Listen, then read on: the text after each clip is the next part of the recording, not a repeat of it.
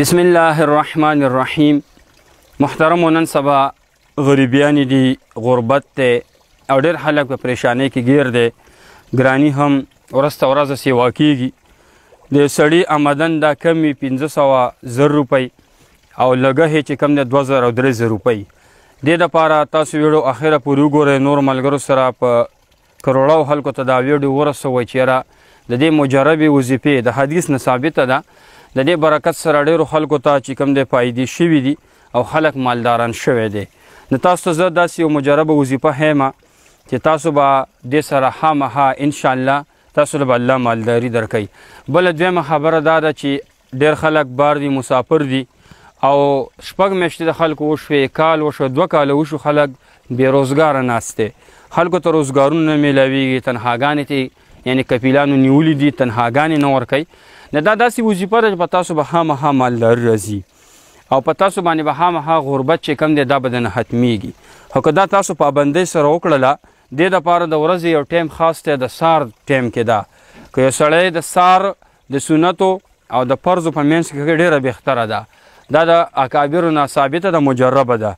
د سهارې سنت ته 2 رکعته وکړه، بیا فرضو ته ټایم شته دی، نیمه ګنټه ده، 20 منټه دي، 10 منټه دي، دا وظیفه پکې وکړه، ته به خامخا مالدارېږي. دا زه په ګرنټۍ سره دا خبره در کومه. رسول الله صلی الله علیه و آله وسلم له یو کس راغلی، وایي د الله رسوله وایي دنیا راته شا کړې ده، مخ یې رانه اړولی دی. د الله رسول ته وایي ته د فرشتو د ذکر نه ولې غافلې د الله رسول ته وایي دا وظیفه درون واورئ. ها وایي سبحان الله وبحمده سبحان الله العظیم استغفر الله. دا یې ورته وښوده، سبحان الله وبحمده سبحان الله العظیم استغفر الله. دا وظیفه یې ورته وښوده. وایي دا د سهار چې کله سهار شي، صبح صادق شي، یعنې سهار ټایم دا شي روا شي، سهار راشي، نو دا وظیفه ته چې کوم دی نو 100 پیرې دغه ټایم کې کوه.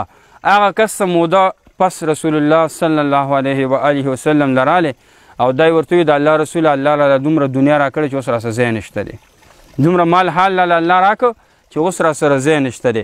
دا یو مجربه وظیفه مې دله درکړه، تاسو پې دا ازموده هم وکئ. حدیث باندې مسلمان له ازموده نه ده پکار، دی کې شک او شبه هم نه ده پکار.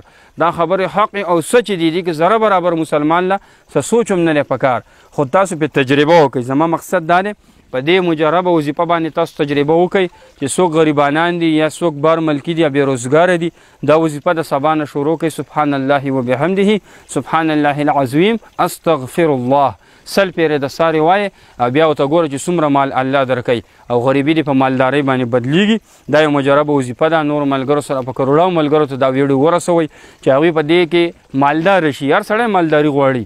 د عربو ته اوس دوبۍ ته او ملیشیا ته دې دپاره څوک نه ځي چې هلته سیل له ځي. سیل دپاره زموږ په پاکستان کې هم ډېر ځایونه دي، ډېر ښکلي ځایونه دي، خو دا د مجبورۍ نه تلي، چاته یو مسئله چاته بله مسئله. موږ ډېر خلک داسې دي خپل کاروبارونه دلته یي، کاروبار یې ناکامه شي، بل اوس ګوره وایي لاړی بار ملته پیسه ګټي. نو که څوک مالداري غواړئ نو دا وظیفه کوئ او دا بس سکیپ کوئ مه، بس لیږئ د ثواب په نیت یې لیږئ. که ستا د وجې نه د خلکو غریبیانې ختمې شوې، مسلې حل شوې، نو چې تا فرض کړه 10 لاکه کسانو ته ورسوله، 1000 کسانو ته، 100 کسانو ته، 2000 کسانو ته، نو هغوی چې څومره مسلې حل شوي تا ته به دعا کوي، تا به یو د شیر بټن واړي. الله هم خوشحاله کړي. دا مجرب وظیفه ده، خامخا یې کوئ.